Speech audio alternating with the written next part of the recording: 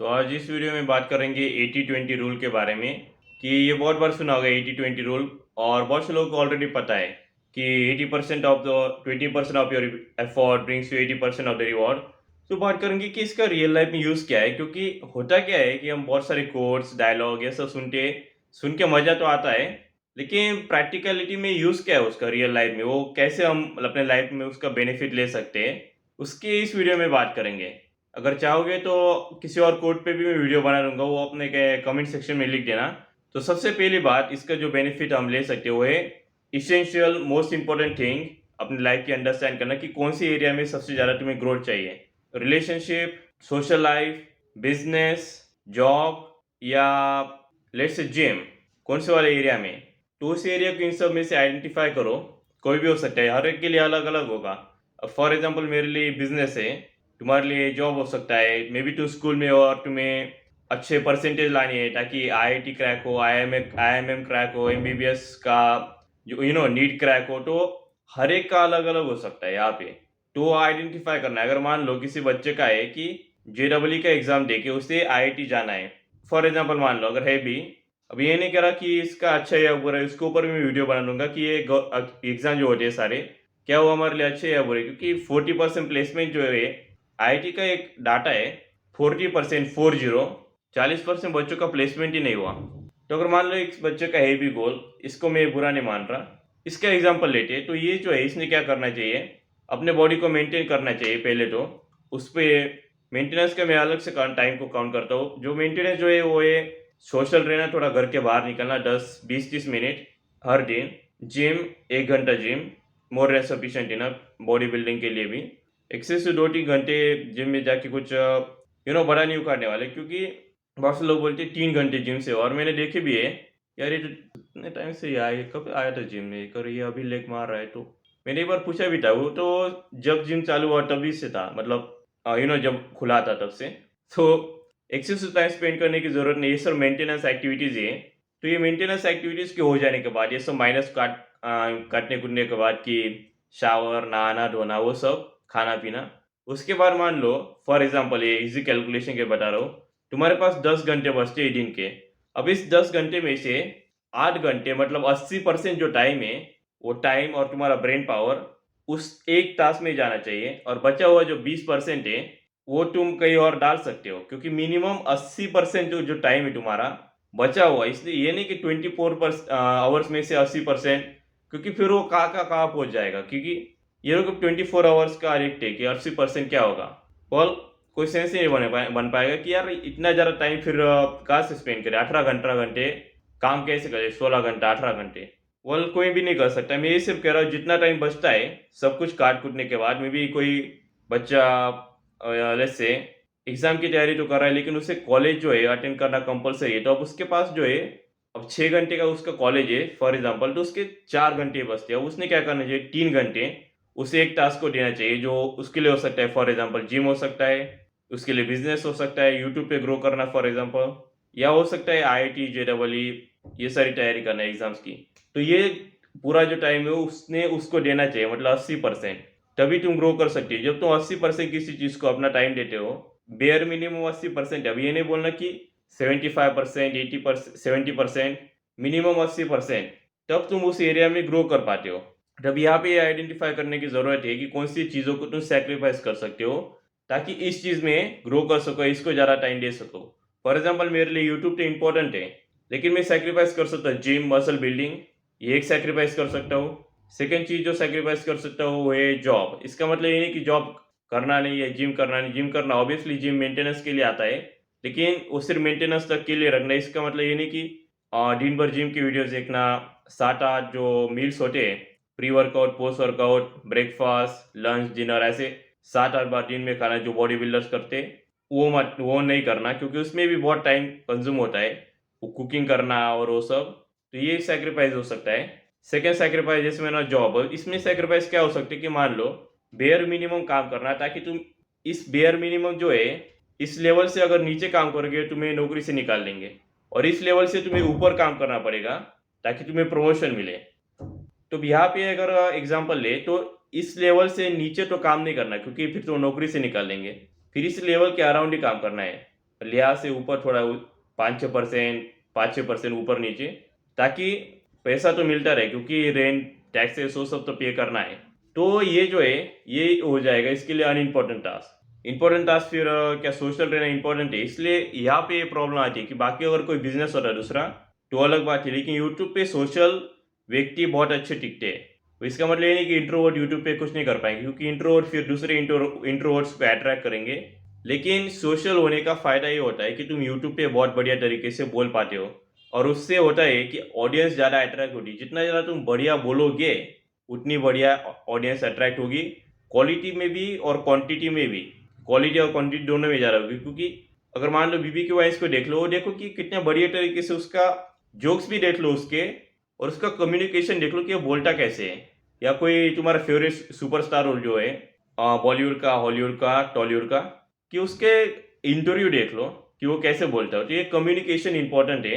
अब इसके ऊपर भी मैंने वीडियो बनाया है, लेकिन अगर चाहो तो इसके ऊपर और भी वीडियो बना दूंगा कि ये कैसे अचीव करें। ऑब्वियसली सुपरस्टार और हॉलीवुड सेलिब्रिटी लेवल की, इसका ये है कि उनकी लेवल 10 out of 10 है। तुम्हें 7 चाहिए कि 7 जो है, अगर इस लेवल तक पहुंच गए तो ये मेंटेनेंस लेवल हो जाएगा तुम्हारे लिए। और ये एक सेकंड पॉइंट है, अनदर पॉइंट, कि अगर मान लो कि इस लेवल चीज़ में लेवल अप कर गए तो एक एक सर्टन स्टेज के बाद तुम एक मास्टर लेवल पे आ जाते हो, जिसके बाद तुम्हें सिर्फ उसे मेंटेन करना है। फॉर एग्जांपल यूट्यूब पे 1 लाख सब्सक्राइबर्स से पहले तुमने हर दिन 2 बार 3 बार वीडियो अपलोड करना पड़ता था, स्क्रिप्टिंग करके, एडिटिंग करके, थंबनेल बढ़िया बना के। अब इस लेवल के पहुंच गए कि 1 लाख सब्सक्राइबर है, तो यहाँ पे तुम हफ्ते में से 3 वीडियो भी अगर अपलोड करोगे हफ्ते में से, क्वालिटी भी अच्छी होनी चाहिए। एक रिक्वायरमेंट है कि जो पहले क्वालिटी थी उसी के लेवल के अराउंड, या मे बी स्लाइटली बेटर, क्योंकि थोड़े बार बेटर क्वालिटी होती जाती है। इस लेवल पे आ जाने के बाद अगर 3 बार हफ्ते में से वीडियो अपलोड करोगे इंस्टेड ऑफ हर दिन 2 बार 7 दिन हफ्ते के, तो भी तुम इसे मेंटेन कर पाओगी सक्सेस को। सोशल स्किल्स में भी ये आता है कि लोगों को लगता है कि कितना सोशल रहना है। इसका जवाब ये है कि 7 out of 10, 7 मार्क 10 में से। तो इस लेवल पे अगर तुम पहुंच गए जहाँ पे तुम्हें social anxiety, social fear, FOMO वगैरह ये सब प्रॉब्लम नहीं है, तो इस लेवल के पहुंचने से पहले तो तुम्हें घर के बाहर 4 घंटे, 5 घंटे, इवन 6 घंटे, 8 घंटे घर के बाहर रहना पड़ता था, लोगों से बोलना, बातचीत करना, वो सब। अब इस लेवल के पहुंच जाने के बाद तुम्हें सिर्फ 20-30 मिनट घर के बाहर स्पेंड करने हैं हर दिन, ताकि तुम इस लेवल को मेंटेन कर पाओ और फिर दोबारा से इंट्रोवर्ट ना बनो, ताकि इस लेवल से नीचे ना गिरो। तो ये 7 out of 10। अब यहाँ पे प्रॉब्लम ये आती है कि लोग जो है बहुत से चूहे एक साथ पकड़ने लगते हैं। तो कहने का मतलब ये है कि मान लो तुम्हें बोला कि तुम्हें चूहे पकड़ने हैं, तो तुम्हें 5 चूहों को एक साथ पकड़ने लग जाओ, और 5 अलग अलग जगह पे जा रहे हैं, पूर्व, पश्चिम, नॉर्थ, साउथ, ईस्ट, वेस्ट, चारों दिशाओं में, और कहा भी यहाँ पे वहाँ पे वो भाग रहे। तो तुम 5 में से अगर साउथ वाले को पकड़ने जाओ तो वो नॉर्थ में भागे, नॉर्थ वाले का क्या होगा? ईस्ट वाले को पकड़ने जाओ तो वेस्ट वाले का क्या होगा? तो ये आगे पीछे प्रॉब्लम होती रहेगी तुम्हारी कि इसको पकड़ने गया तो ये इधर भाग गया, अब ये आगे बहुत ज़्यादा चला गया, तो और इसके पीछे मैं जाऊँ, तो अब इसके पीछे अगर मैं अभी नहीं गया तो ये तो बहुत आगे चला गया, फिर इसको पकड़ना पॉसिबल नहीं हो पाएगा। तो इसलिए इसकी जगह अगर मान लो तुमने एक ही चूहे को और पकड़ने का ट्राई किया और वो नॉर्थ की तरह जा रहा है, नॉर्थ में, तो तुम उसे भाग के पकड़ सकते हो। अब इसमें भी गारंटी 100% नहीं है, क्योंकि गारंटी किसी चीज़ की नहीं होती लाइफ में। क्या पता कि अगर कोई वीडियो देख रहा है और वो बस में देख रहा है और बस का एक्सीडेंट हो जाए। मैंने भी एक देखा था कि मैं यूट्यूब यहाँ से बस में जा रहा था, और हमारी जो साइड की बस थी, मतलब यहाँ पे एक डिवाइडर था, यहाँ पे मेरी बस, साइड में वो जो बस थी, अचानक से आधी बस कट हो गई। और ये मूवी नहीं, ये रियलिटी में हुआ। तो मैंने देखा कि यार वो एक्सीडेंट हुआ था उसको वैसे एक टकरा के, और वो इस साइड के जो पैसेंजर थे वो सारे मर गए। तो गारंटी किसी भी चीज़ की नहीं होती। अब 100% तो कुछ भी नहीं होता, लेकिन रिलेटिव जो है कि 75%, 85% ये होता है। तो यहाँ पे तुम्हें वो जो चीज़ है, एक चीज़ आइडेंटिफाई करनी पड़ेगी, किस में ऑल आउट जाना है, 100% इन किस में होना है। बोलते ना कि ऑल आउट, ऑल इन, जो कसिनोज और वो सब में बोलते हैं ऑल इन।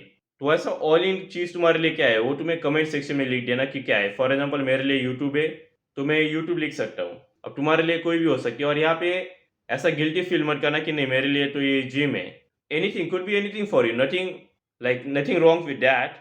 और दूसरी चीज़ ये है कि जो अनइम्पोर्टेंट शालो टास्क है, मान लो तुम्हें पढ़ाई करनी है, तो इम्पोर्टेंट टास्क क्या है? मेमोराइज करना, रटना। अब यहाँ पे पढ़ाई का तुम्हें भी पता है कि रटोगे नहीं तो पास नहीं हो सकते। वो सारा concept, conceptual understanding, practical knowledge बढ़िया है, पढ़ाई के बाहर करना, वो एग्जाम हो जाने के बाद करते बैठना, सब एग्जाम से पहले रटना है। तो इम्पोर्टेंस सबसे ज़्यादा टॉप टियर इम्पोर्टेंट टास्क अगर तुम पढ़ाई कर रहे हो तुम्हारे क्या है, पिछले 5 साल की क्वेश्चन पेपर्स उठाना, उनको रटना। ये तो हुआ कि टॉप 1 इम्पोर्टेंट टास्क, टॉप 1 एक नंबर का। इसके नीचे के जो शैलो टास्क, मतलब कि ये जो इम्पोर्टेंट तो है लेकिन ये तुम्हें सक्सेस नहीं देंगे, तो वो क्या हो सकते हैं? अपनी किताब पे हाइलाइटर का यूज़ करना। मैंने मैक्सिमम पेंसिल का यूज़ किया है और मेरे 8.41 जीपीए आउट ऑफ 10, और मैंने कभी हाइलाइटर का यूज़ नहीं किया, ये भी एक बात है। तो इसका मतलब क्या है कि हाइलाइटर बकवास है। आई डोंट थिंक सो, वो प्रेजेंटेशन वेजेंटेशन बढ़िया लगता है। तो ये एक टास्क हुआ, शैलो टास्क है। ये तुम्हें लाइफ में कहीं नहीं पहुंचा, ये नहीं भी करोगे तो भी कुछ नहीं होने वाला। लेकिन दूसरा शैलो टास्क ये है कि नोट्स बनाना। अब यहाँ पे बात ये है कि शैलो टास्क ये वाला तो इम्पोर्टेंट था नहीं, कि अगर ये नहीं भी करोगे तो भी हो जाएगा, और इसके ऊपर बच्चे ज़्यादा फोकस करते हैं, तो इसको तो कट आउट कर देना है। ये जो दूसरा टास्क है नोट्स बनाना, तो यहाँ पे होता है कि मान लो अगर ऐसे नोट्स नहीं बनाए जैसे कि मैं बनाता हूँ, हर एक सब्जेक्ट के स्पेशल के कागज़ फाड़ लो और उससे ऐसे नोट्स बनाना, तो इससे ये बहुत इंपॉर्टेंट होते हैं नोट्स। क्यों? क्योंकि नोट्स जो है उसको बनाने के बाद तुम रटना चालू करोगे, तुम्हारे पास एक सिस्टम होगा कि हाँ ये क्वेश्चन 2 पेज का है, अगले वाला 1 पेज का है, फिर वो बहुत ही डिफिकल्ट क्वेश्चन वो 4 पेज का है। तो ऐसे कुल मिला के 10 पेजेस है। तो एक साथ जब तुम रटने को बैठोगे तो फोकस ज़्यादा बढ़िया होगा। तो ये नोट्स बनाना, तो नोट्स बना के तो कोई पास नहीं होना। हालांकि मान लो नोट्स बनाया, पूरा 100% नोट्स बनाया सारा का सारा सब्जेक्ट्स का, एग्जाम में जाके नोट्स काम नहीं आने वाले, वो रटना जो रटा है वही काम में आना है। तो नोट्स तो इम्पोर्टेंट टास्क है, वो अर्जेंट तो है कि ये अर्जेंट है, क्योंकि नोट्स बनाए बगैर रटोगे कैसे, तो ये तो अर्जेंट हुआ। लेकिन ये टॉप 1% टास्क नहीं है कि जो तुम्हें रिजल्ट देगा। तो ये क्या होगा, शैलो टास्क। तो ये जो शैलो टास्क है इसको कब करोगे? तो बोलते हैं ना कि जो फालतू कामों को फुर्सत में करते हैं, आई डोंट थिंक कि वो फालतू शब्द था, कुछ था उसका बहुत बढ़िया बोला था किसी ने कि ये अनइम्पोर्टेंट काम को फुर्सत में करते। तो फुर्सत कब मिलती है? तो फुर्सत तो सबसे पहले ये समझ लो कि जब तुम हमारी बॉडी जो है वो मोबाइल की तरह है, जिसको ओवरनाइट चार्ज किया मोबाइल ने, जिसने किया होगा उनको पता है, मैं भी कर रहा हूँ, कि रात भर चार्जिंग को लगाया, सुबह उसको निकाला, 100% चार्जिंग, रात को सोने से पहले 5-10% रिमेनिंग, अगर दिन भर मोबाइल को चार्ज नहीं किया तो हमारा दिमाग भी उसी तरह है। तो अगर तुम्हारा 100% चार्जिंग है, तो ये जो 100% पे सबसे ज़्यादा डिफिकल्ट टास्क तब करोगे या सबसे ज़्यादा आसान टास्क करोगे। मान लो तुम्हारे पास फ़ोन की चार्ज 100% है और तुम्हें कोई सॉफ्टवेयर रन करना है, बहुत हेवी सॉफ्टवेयर है, और ये बहुत इंपॉर्टेंट है क्योंकि ये वाला सॉफ्टवेयर बहुत ज़्यादा चार्जिंग खाता है। तो अब तुम इस सॉफ्टवेयर को सुबह रन करोगे, दोपहर को रन करोगे या रात को सोने से पहले, ये इस सवाल का तुम्हें जवाब तुम्हें देना है, क्योंकि ये जो है ये 5 AM क्लब की तरह ही आ जाता है, लेकिन ये इंपॉर्टेंट है। इसको इस तरीके से समझो कि लैपटॉप का अगर किसी ने यूज़ किया होगा उसको पता होगा कि उसकी चार्जिंग बहुत ज़्यादा जल्दी ख़त्म हो जाती है, अनलेस कि वो लिनोवो का वो सब हो। लेकिन मान लो तुम्हारे पास डेल का लैपटॉप है, चार्जिंग ख़त्म हो रही है, कोई भी ब्रांड, या तो यहाँ पे मैं ब्रांड का नहीं बोल रहा हूँ, लेकिन उसकी चार्जिंग वो अभी है 100% पे, तुम्हें पता है ये वाला सॉफ्टवेयर अगर क्रोम को रन करूँगा फॉर एग्जांपल तो बहुत चार्जिंग खाएगा। तो भाई पहले तुम क्रोम को रन करोगे या पहले कैलकुलेटर को रन करोगे कि जो बहुत कम चार्जिंग खाएगा, क्योंकि इसको मान लो ये खाएगा 55% और ये खाएगा 5%। तो सबसे पहले जो इम्पोर्टेंट काम है उसके लिए तो तुम सबसे ज़्यादा एनर्जी दोगे। तो इसलिए सबसे ज़्यादा इम्पोर्टेंट टास्क जो है, सबसे ज़्यादा मुश्किल वाला दिन के शुरुआत में करना है। इसके ऊपर किसी ने किताब लिखी थी, ईट द फ्रॉग, मतलब कि उस मेंढक को खाना। तो यहाँ पे अगर मान लो तुम्हें बोला जाए कि ये मेंढक कैसे तुम्हें खाना है, ये तुम अपने लंच के पहले खा सकते हो या लंच के बाद खा सकते हो, कौन सा वाला चूज करोगे? ज़्यादातर लोग यही बोलेंगे कि लंच के पहले, क्योंकि लंच का और ये भी बोला जाए कि लंच में तुम्हारी फेवरेट सब्जी बनी है और तुम्हें डिसाइड करना है आगे खाना है, पहले खाना है या बाद में खाना है। ज़्यादातर लोग बोलेंगे कि ये पहले ही खा लेंगे, ताकि ये लंच के बाद वो कितना भी बढ़िया खाना हो तुम्हें दिमाग में रहेगा कि यार वो काम करना है, छी इसे खाना है, ये मेंढक को खाना है हमें। तो ये दिमाग में हमेशा रहेगा कि यार ये मेंढक खाना है। इसलिए जो सबसे ज़्यादा इंपॉर्टेंट डिफिकल्ट काम है उसको सबसे पहले करो। तो ये जो है ये थोड़ा सा 80-20 रूल से नहीं सिखाया मैंने, दूसरा था ईट द फ्रॉग में से था, लेकिन ये मैंने इस वीडियो में बता दिया क्योंकि वो रिलेवेंट था। तो अगली चीज़ जो है सैक्रिफाइस करना, जैसे कि मैंने बता दिया कि जो इंपॉर्टेंट टास्क नहीं है उनको सैक्रिफाइस कर लो। फॉर एग्जांपल हाइलाइट करना, हाइलाइटर से अपने बुक को, तो ये मैंने ये वाले कोर्स से सीखा था। उसके साथ भी थोड़े से ऐसा अलग चीज़ें भी डाल दी, क्योंकि अगर मान लो मैंने बोला कि चिकन बनाना है तो सीधा चिकन तो अच्छा नहीं रहता, थोड़ा मसाला भी डालना पड़ता है, इसलिए थोड़ा एक्स्ट्रा का भी नॉलेज डालना पड़ा था इस वीडियो में। और उसके साथ एक और टिप देना चाहूँगा, ताकि इस वीडियो का मेन जो मतलब मोटिव है वो ये है कि तुम्हें प्रोडक्टिव ज़्यादा बनाना। तो ये टिप ये भी है कि एक गोल लिस्ट बना ले कि क्या करना है दिन भर में। ये तुम किताब पे अपने नोटबुक पे बना सकते हो, या कागज़ पे, या मोबाइल पे, पीसी पे, वो बना लेना। और उसको जो है डिसाइड करना कि सबसे पहले ये, सेकंड नंबर पे, थर्ड नंबर पे, और दिन भर में से वो एग्जीक्यूट करना, वो करना। अब यहाँ पे रियलिस्टिक बनना, ये मत लिखना कि इलॉन मस्क के साथ वो चांद पे जाके चाय पीना, उस लेवल का अनरियलिस्टिक नहीं लिखना है। समथिंग रियलिस्टिक, ये पता है कि इतना इतना दिन में हो जाएगा, इतना तुम्हें अंदाजा हो जाता है अपनी खुद की कैपेसिटी का। तो ये ट्रिक यूज़ कर सकते हो अपनी प्रोडक्टिविटी को बूस्ट करने के लिए। और उसके साथ जो है, अगर मान लो अभी ये वीडियो जो तुम देख रहे हो, अगर रैंडमली यूट्यूब पे ऐसे स्क्रॉल करते करते ये वीडियो दिखा है, तो अगली बार मत करना। क्यों? क्योंकि ये जो स्क्रॉलिंग करते हुए 5-10 मिनट से वेस्ट जाती है, लेकिन डिस्ट्रैक्शन, दिमाग बहुत ज़्यादा डिस्ट्रैक्ट हो जाता है।